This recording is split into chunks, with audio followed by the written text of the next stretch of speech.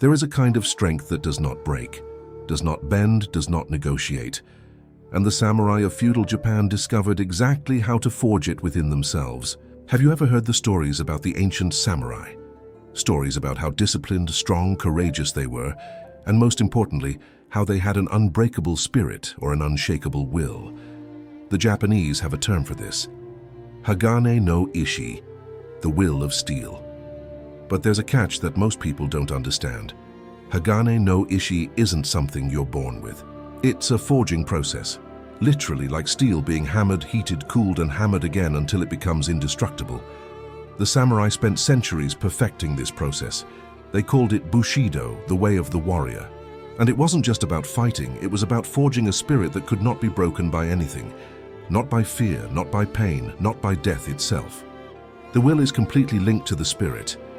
People who have a weak spirit have a weak will, break easily, give up at the first adversity. But people who have a strong spirit fight until the end, until the last drop of blood, sweat, and tears. And today you'll find out exactly how these samurai achieved this level of will. Before we begin this journey, I invite you to subscribe to the channel, like the video, and comment, "I will build a will of steel." This shows that you are committed to this transformation and helps me continue bringing you more content like this. I would like to take this opportunity to also thank each of you who are watching the channel's content, subscribing, and leaving a comment, whether it's an encouraging comment, a comment about your transformation journey, your desires for improvement, or even when you comment on an area in which you need help. I always try to read and respond to as many comments as possible, and I genuinely want to help you improve in any aspect of your life. Thank you so much to each and every one of you. Now, back to the video. Chapter 1. The Collapse. The story I'm going to tell you is about a guy named Marcus. Marcus is a 34-year-old entrepreneur who built a tech startup from scratch. Over the past 5 years, he'd sacrificed everything: relationships, health, sleep, everything for the business. And it worked for a while. The company grew. Investors arrived. The team expanded. Marcus was living the American dream, until it all fell apart. A larger competitor launched a product that rendered his own obsolete. 2 key investors backed out. The team began to abandon ship. And Marcus, for the first time in his life, didn't know what to do. He'd always been the problem solver, the optimist, the leader. But now, sitting in his empty office at 2 a.m., he realized something frightening. He had no idea who he was without success.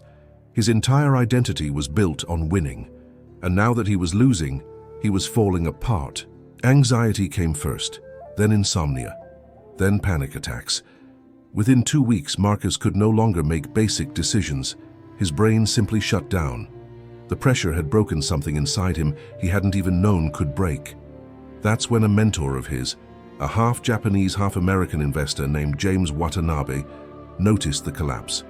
James had spent years in Japan studying and training in a traditional dojo, and he said something Marcus never forgot. "You don't have a business problem. You have a problem of spirit. You built a house on sand, and now that the tide has risen, you are discovering that there is no foundation." Marcus didn't understand at first, but James continued. The samurai had a principle. Their spirit must be stronger than any external circumstance. They called it Hagane no Ishi, will of steel, and they had a specific system to forge this, not through success or daily achievements, but through something much deeper. Chapter 2. The Principle of Fire. James took Marcus to a traditional kenjutsu, samurai swordsmanship, dojo operating in a nondescript basement in the city center. The dojo's master was a 70-year-old man named Tanaka-sensei, a direct descendant of a samurai line. The first thing Tanaka said to Marcus wasn't about technique, it was about steel. Tanaka said, "Do you know how steel is made?" He held an ancient katana in his hands.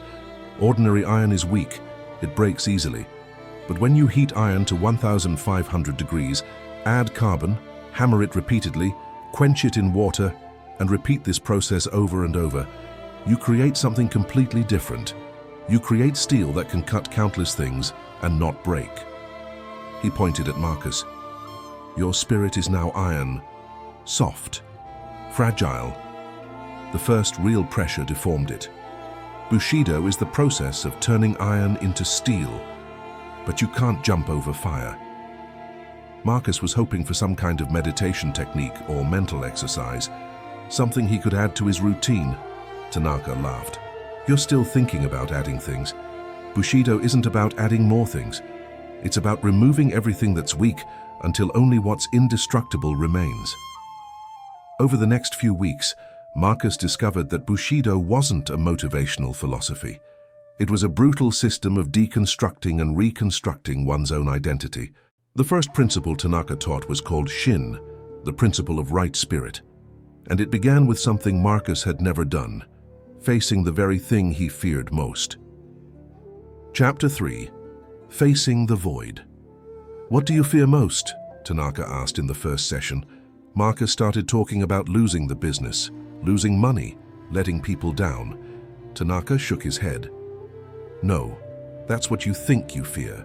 What do you really fear? Marcus fell silent.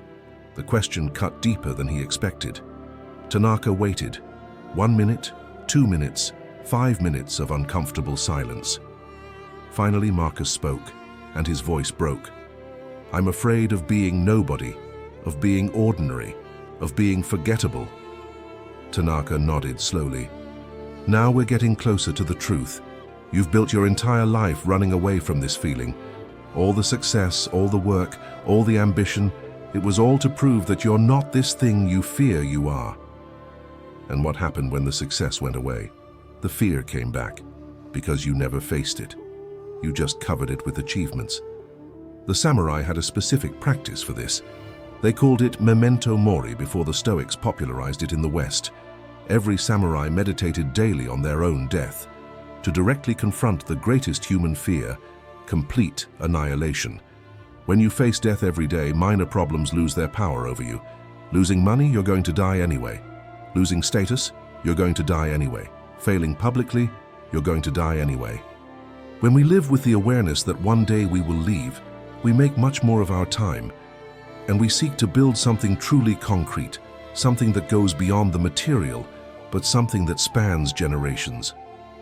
When I talk about doing something extraordinary, I'm not telling you to be the next Nikola Tesla, nor am I telling you to try to change the course of humanity. This extraordinary feat I'm talking about could be changing the reality of your family, being someone unforgettable for your children, your siblings, your community. You may not change the world, but you can help the people you love. Tanaka gave Marcus an exercise that seemed insane at first. Every morning before doing anything, sit in silence for 20 minutes and visualize his own end. In detail. Imagine his body stopping working. Imagine the world continuing without him. Imagine that nothing he built matters in the end. Marcus found this depressing, but Tanaka explained, you find it depressing because you're avoiding it. A samurai doesn't avoid it. He faces it, and when you face death enough times, it stops controlling you. Chapter 4. The Practice of Fire. The first week was a psychological hell. Every morning Marcus sat down and forced himself to visualize the end. And every morning, his mind fought against it with every excuse possible. This isn't healthy. You're wasting time. You should be working on the business. But he kept going. And something strange started happening in the second week. The fear began to lose its intensity, not because he was distracted from it, but because he was actually looking at it. And when you look at any fear directly for long enough, it loses the mystical power it once had over you. The anxiety about the business? It was still there, but now it seemed less. Because compared to death, complete annihilation, losing a business was manageable. The samurai understood something profound about fear. You can't control whether you feel fear, but you can control whether fear controls you. A Stanford University neuroscientist who has been studying fear responses for 18 years has discovered something fascinating. When you repeatedly expose your brain to a fearful stimulus in a controlled environment, the amygdala, the part of the brain responsible for the fear response, literally decreases its reactivity. The brain learns that the stimulus is not a real threat to survival. This is the mechanism behind exposure therapy. But Tanaka didn't stop at the fear of death. He took Marcus deeper. You faced physical annihilation, now face social annihilation. He explained the second principle of Bushido, Jin, benevolence through strength. But before you can achieve benevolence, you need to eliminate the need for external validation. Samurai were trained from a young age to be completely indifferent to public opinion, not out of arrogance, but because a warrior who needs approval is a controllable warrior, and a controllable warrior is a weak warrior. Tanaka gave Marcus an absurd-sounding exercise. Do something publicly embarrassing every week, not something hurtful or disrespectful, but something that would deliberately invite judgment. Week 1, wearing completely mismatched clothing in public. Week 2, singing loudly on a crowded subway. Week 3, dancing alone in a busy square. Marcus resisted. This is ridiculous. How does this help me with the business? Tanaka was blunt. You still think your problem is the business. It's not. Your problem is that you can't exist without approval. You need people to think you're successful, smart, capable, and that makes you weak, because when approval goes away, and it always does at some point, you crumble. A samurai can lose everything and remain intact because he does not derive his identity from anything external.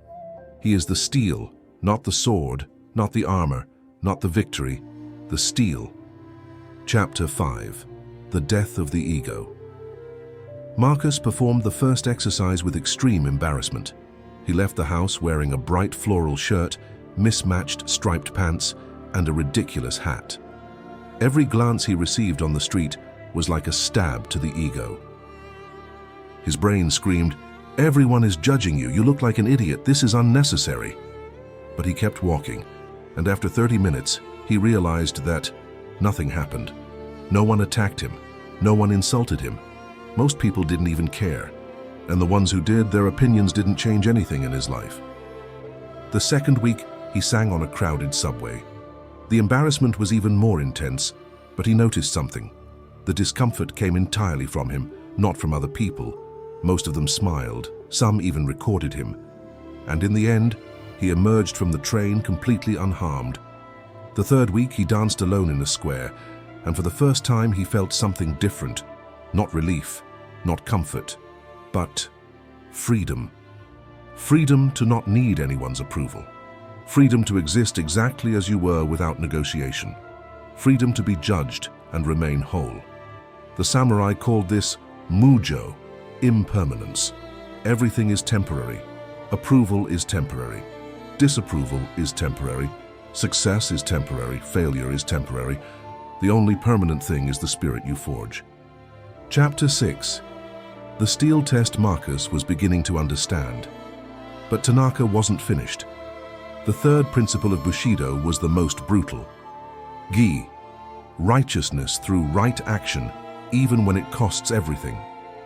Do you know the difference between iron and steel? Tanaka asked, gripping the katana again. Iron bends under pressure. Steel holds its shape. An iron spirit does the right thing when it's convenient. A steel spirit does the right thing especially when it's not. He looked directly at Marcus. You have to make a decision about your business, and I know you've been avoiding it. Marcus swallowed hard. Tanaka was right. There was a decision he'd known he needed to make for weeks. Fire his co-founder, who was also his best friend since college. His friend wasn't performing. He was unmotivated. He was dragging the company down. But Marcus had avoided the conversation because, well, he was his best friend. How do you tell someone who built everything with you that they're no longer part of the project? You're putting emotional comfort above righteousness, Tanaka said. That's iron. Iron dents when pressed. You're crushing your integrity to avoid discomfort. Steel doesn't negotiate. Steel does what needs to be done, regardless of the personal cost. And until you learn to do that, you'll continue to crack under pressure. The samurai had a concept called giri, duty above feeling. It doesn't mean being cold or cruel. It means that when you know what the right action is, you do it, even if the process is uncomfortable. A samurai who saw his lord committing injustice had a duty to confront him, even knowing it might cost him his life. Not because it was easy, but because it was right. Marcus spent 3 days agonizing over the decision. Every time he picked up the phone to schedule the meeting, his mind made 1,000 excuses. Maybe he'll get better. Maybe I'm being unfair. Maybe I can wait another month. But on the 4th day, he remembered steel. Steel doesn't negotiate. Steel holds its shape under pressure. He set up the meeting. Chapter 7. The Impossible Conversation. The conversation was one of the hardest things Marcus had ever done in his life. His friend didn't react well. There was anger. There were accusations. There was the destruction of a 12-year friendship in 45 minutes. Marcus left that room feeling beaten, emotionally destroyed, wondering if he had done the right thing, wondering if it was worth it. But when he arrived at the dojo that night, Tanaka looked at him and simply nodded. "Do you feel the pain? Try. Good. That means you have heart. But you did what needed to be done anyway. That means you have a spirit of steel. Iron avoids pain. Steel accepts pain as the cost of maintaining integrity. You were forged today, and now you know you can do impossible things." The samurai understood that courage isn't the absence of fear. Courage is action despite fear, and integrity isn't doing the right thing when it's easy. It's doing the right thing especially when it destroys you inside. This is Hagane no Ishi. Will of steel doesn't mean not feeling. It means feeling everything and acting correctly anyway. Chapter 8. Daily Practice. But Tanaka knew that heroic moments don't build an unshakable spirit. Daily discipline does. The 4th principle of Bushido, rei, respect through ritual. And here was the secret Marcus hadn't expected. Samurai didn't rely on motivation. They relied on form. "Do you know why ceremonies exist?" Tanaka asked, as he prepared tea with precise, deliberate movements. "Because form creates substance. When you repeat a form correctly every day, eventually you become the form." He explained that samurai woke up at the same time every day. They performed the same practices in the same order, because they understood that discipline couldn't depend on how you felt. Marcus had tried routines before, but he always broke them when he didn't feel like it. Tanaka laughed when he heard this. Feeling like it is irrelevant. Do you think samurai always felt like training in the mornings in the freezing winter? They did it because it was the way. And the way doesn't negotiate with feelings. Tanaka created a specific form for Marcus, not just meditation, but a complete sequence. 4:30 a.m. Wake up, no negotiations. Visualization for 15 minutes. 100 perfectly formed wooden sword cuts. Cold shower for a full 3 minutes. Breakfast prepared with undivided attention. After all this, the work began. "You're going to do this for 100 days straight," Tanaka said. "No exceptions, no negotiation. Sick, traveling, tired, it doesn't matter. The form continues." Marcus started arguing about flexibility and balance. Tanaka cut him off immediately. "Do you want steel or iron? Iron is flexible, it bends, it deforms. Steel is rigid, it holds its shape. You've spent 34 years being flexible. How's it working for you?"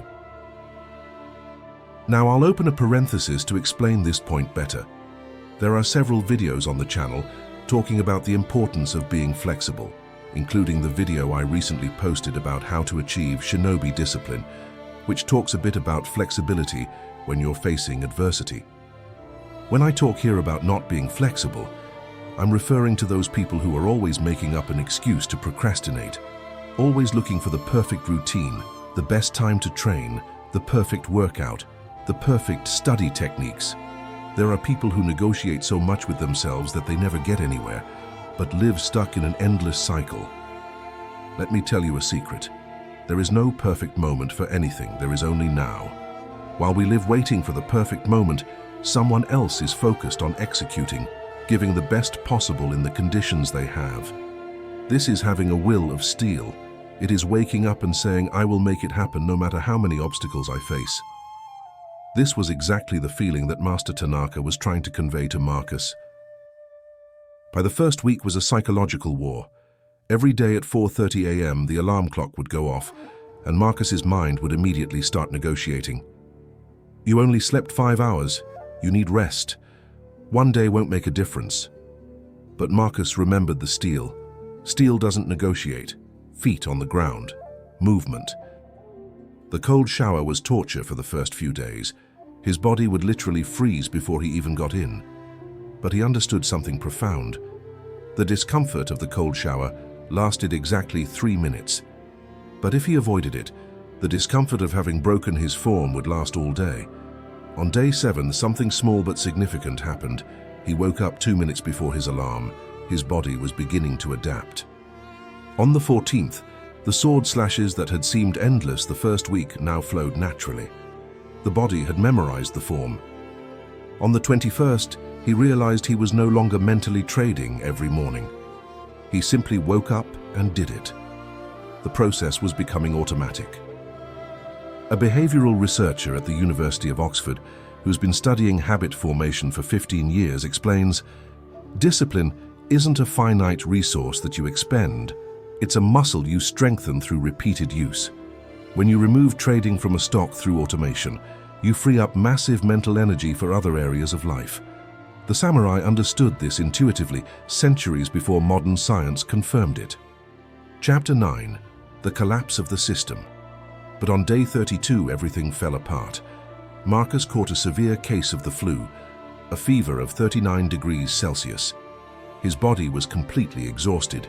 He woke up at 4:30 a.m., and for the first time, he physically couldn't get out of bed without feeling like he was going to faint. His mind immediately jumped to, "Finally, a legitimate reason to stop. You're sick. No one would expect you to do the practice today. Rest." But then he remembered something Tanaka had said. The real test of steel doesn't come when everything is working. It comes when the system collapses. Anyone can be disciplined when it's easy. Steel is disciplined when it's impossible. Marcus didn't do the 100 sword cuts, physically impossible. But he did do 10 cuts while sitting on the bed. He didn't take the 3-minute cold shower, but he did wash his face with cold water. He didn't meditate for 15 minutes, but he did do 3 minutes. The form had been adapted but not abandoned, and that made all the difference. Because the danger isn't having to adapt. The danger is using adaptation as an excuse to stop altogether. Once you create a gap, your brain learns that gaps are allowed, and gaps become the norm. The samurai had a simple rule: practice never stops. It can be modified but never eliminated, because the moment you allow a complete exception, you're no longer practicing Bushido, you're practicing expediency. In the channel's latest video, we also addressed this very issue by telling the story of the young shinobi. And understanding this principle can change your game forever. I know people who live an all-or-nothing life, people who'd rather not do something than do it in a theoretically imperfect way. But understand this: perfection doesn't exist. While you waste time trying to be perfect, someone appears who is sometimes less intelligent, but is good at one thing: executing. So write down this principle and apply it to your life. One will always be greater than 0. On the day you can't study for 2 hours, study for 1 hour, but never 0. On the day you can't practice for 1 hour, practice for 30 minutes, but never 0. This applies to everything in life. Chapter 10. The Inner Storm. On day 50, Marcus faced a different test. His business began to show signs of recovery. A new investor appeared. The remaining team was performing better. Things were looking up.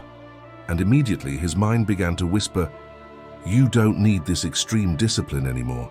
You've already proven your point. You can relax now." This is what Tanaka called the poison of success, more dangerous than failure because it is more seductive. Failure is obvious, Tanaka explained. You know you need to change, but success fools you. It makes you think you can go back to your old habits because now you deserve to relax.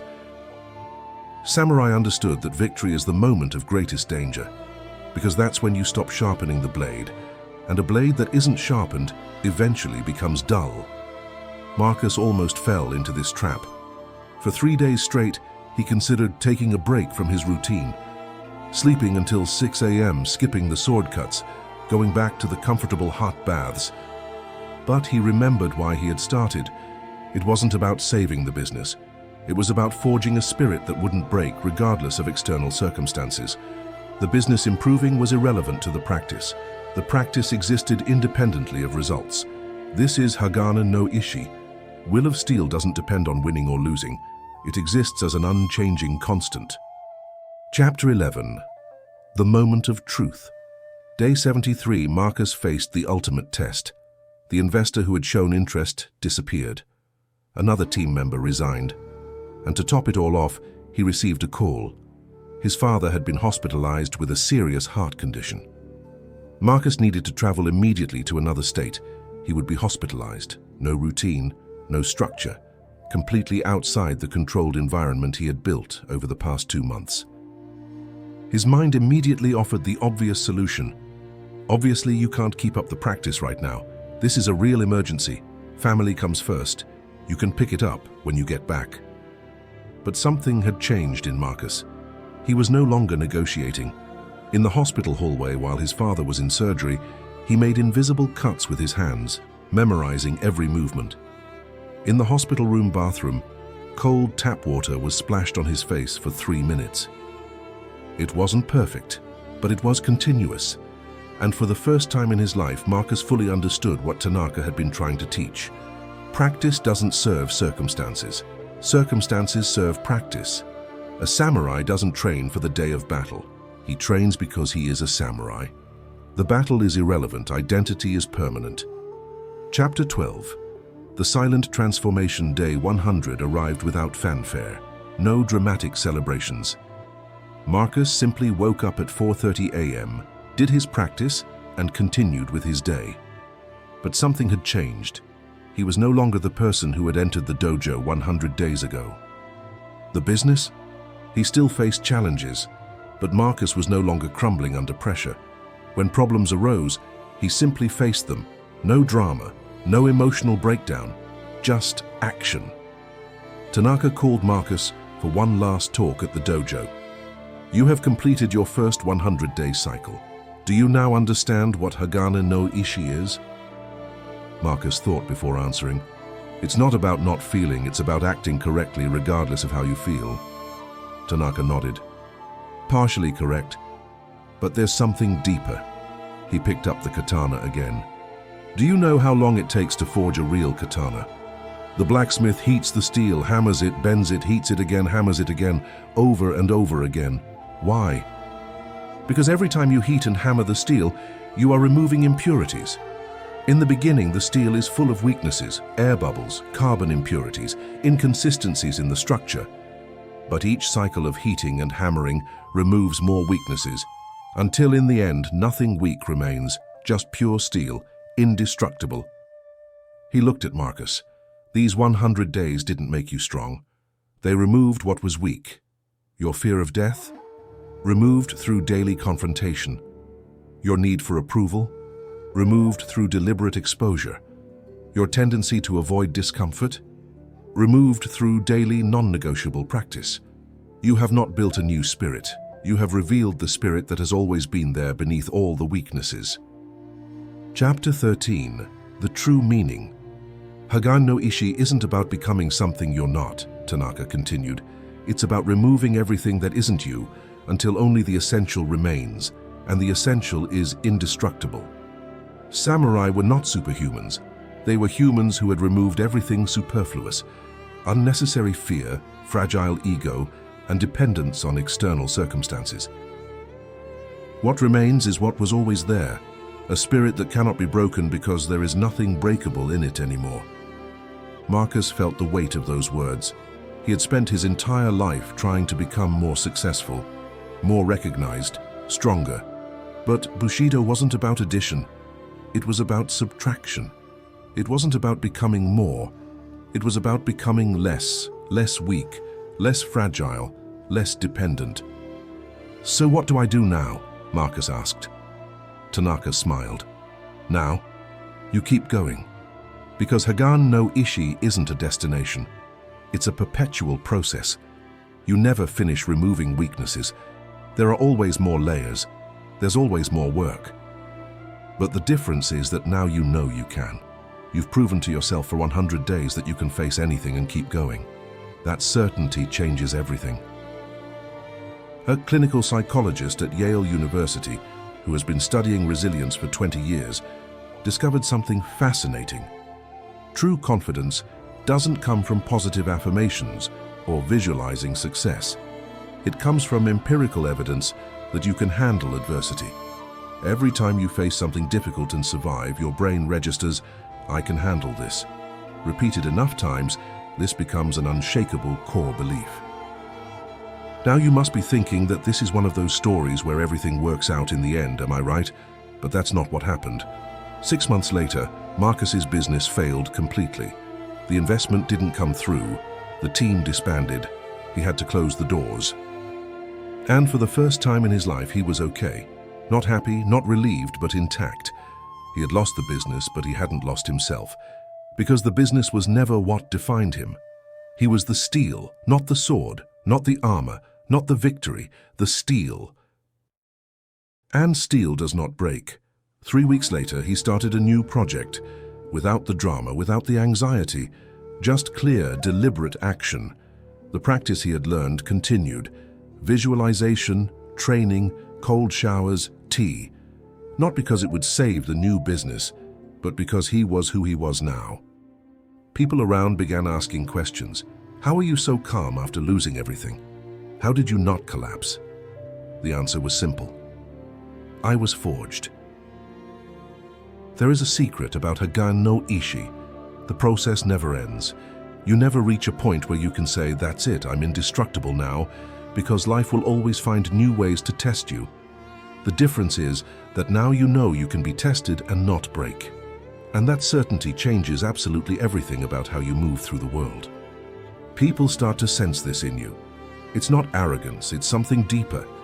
It's the presence of someone who can't be shaken because they've been through the fire enough times to know they can survive any temperature.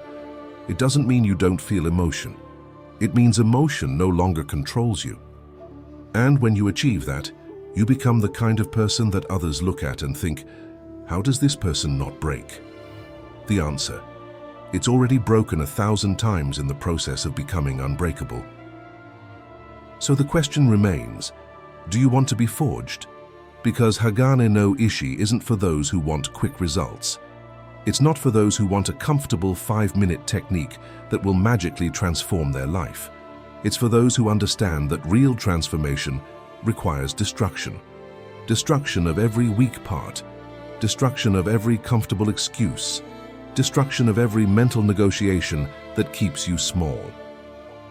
The process is brutal. It will require you to wake up when every bone in your body wants to sleep. It will require you to face fears you've spent your entire life avoiding. It will require you to do the right thing, even when it's not convenient. But in the end, you won't be the same person. You'll be steel, and steel doesn't break. The samurai spent centuries perfecting this process because they understood something fundamental. In a world of chaos, uncertainty, and inevitable suffering, the only thing you can truly control is the strength of your own spirit. You can't control whether your business will fail, whether people will disappoint you, whether life will knock you down. But you can control whether you'll get back up, and whether you'll keep going. This is Bushido. This is Hagane no Ishi. This is what it means to have a will of steel and an unbreakable spirit. If this video helped you in any way, I invite you to subscribe to the channel and activate the bell so you don't miss the next content. Remember, you don't need more motivation, you need fewer weaknesses, and the only way to eliminate weaknesses is by going through the fire. If you've watched this far, you've already taken the first step. Most people don't even get that far. But getting there is the easy part. The hard part is applying these teachings to your life. Start small, but never stop. Thank you very much for your attention. Until the next video.